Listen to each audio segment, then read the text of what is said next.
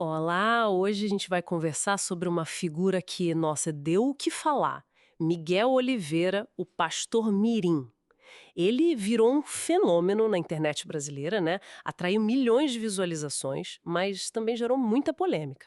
Exato, um fenômeno mesmo. E a gente tem aqui fontes que olham para essa ascensão dele, a performance toda, e tem outra fonte que traz uma versão bem diferente, sabe? Dos bastidores. Uhum. Então a ideia é tentar entender essas narrativas que não batem, né? Essa fama que veio assim, muito rápido, e o que isso tudo diz sobre fé, sobre mídia hoje em dia. É isso sobre a nossa sociedade, né? Pois é. Ok, vamos tentar desembrulhar isso. Primeiro, essa ascensão dele foi rápida demais, né? Vídeos viralizando com supostos milagres, curas, profecias. Milhões de seguidores do nada praticamente. E nas pregações, ele tem uma presença de palco, assim, forte. Usa umas frases de efeito tipo The King of the Power. Essa em inglês, né? Curioso isso. É, talvez para dar um ar de, sei lá, autoridade ou para chamar mais atenção. E os gestos, a voz, ele sabe prender o público. Com certeza. E claro, tem a história principal, né? O testemunho de ter nascido sem tímpano, sem cordas vocais. E aí, a cura milagrosa aos 3 anos, isso é muito forte. Sim, é muito forte. E é interessante ver como ele se encaixa, mas também se destaca nessa onda de pregadores bem jovens, né? Que a internet ajudou a impulsionar. A gente viu outros casos parecidos recentemente. Verdade. E olhando, a performance dele e a comunicação é muito eficaz, né?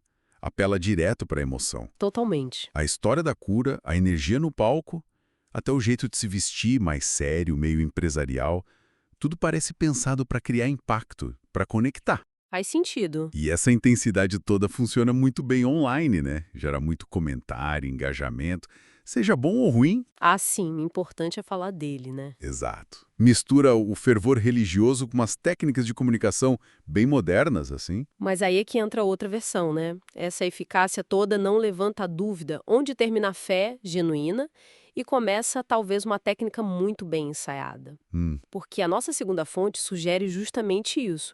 Ela diz que a história do milagre pode ter sido uma criação da mãe Érica de Jesus Oliveira, e com um objetivo financeiro por trás. Pois é, essa é a atenção que a segunda fonte aponta. Ela traz detalhes de uma narrativa diferente. Diz que a família da mãe já era evangélica, o que, bom, contradiz o testemunho que lhe dá, né? Certo. E descreve a mãe como a grande mentora por trás do personagem Miguel, que o treinou desde pequeno e que mudou o foco dele de cantor para pregador, porque, bom, supostamente daria mais dinheiro. Nossa, E essa fonte alega que a família acabou ficando dependente financeiramente dele. E isso teria levado ele a abandonar os estudos, inclusive. que complicado isso. E essa versão alternativa vai mais longe ainda, né? Vai. Sugere que hoje o próprio Miguel estaria, digamos, de acordo com isso. Talvez gostando da fama, do dinheiro. Entendo. E tem uma alegação muito séria, de que a mãe teria fingido um câncer para desviar perguntas sobre a falta de provas do milagre lá do nascimento. Pesado, muito pesado. E ainda mencionam uma passagem rápida por um grupo controverso, a tal Igreja dos Anões, e uma ligação mais recente com o pastor Marcinho, com promessa de levá-lo aos Gideões, talvez em troca de uma porcentagem. É muita informação, né? Se a gente junta tudo isso, a segunda fonte pinta um quadro de possível exploração, manipulação. É bem forte, E isso acaba alimentando outras polêmicas que já existiam, né? com certeza. Por exemplo, o apoio que ele recebeu de figuras que também são polêmicas, tipo o Pablo Marçal. Uhum. Ou aquele vídeo dele rasgando um exame de câncer de uma pessoa falando que estava curado por Deus. Isso deu uma repercussão muito negativa na área médica, né? Com toda a razão. Sim, lembro disso. E as críticas vêm até de dentro do meio evangélico, certo? Sim, sim.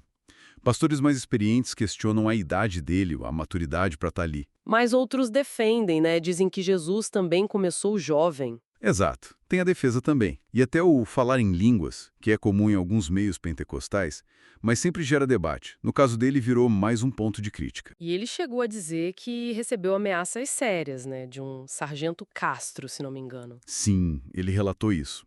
É um cenário bem tenso. Olhando por um lado mais social, A gente vê elementos clássicos da performance religiosa, sabe? A oratória que inflama, criar aquele ambiente de emoção coletiva. Sim, os rituais. Isso. Mas a denúncia que essa segunda fonte menciona, que teria sido feita ao Conselho Tutelar e ao Ministério Público por exploração e abandono escolar, isso traz uma camada legal ética muito séria. Com certeza. E aí reforça essa complexidade toda.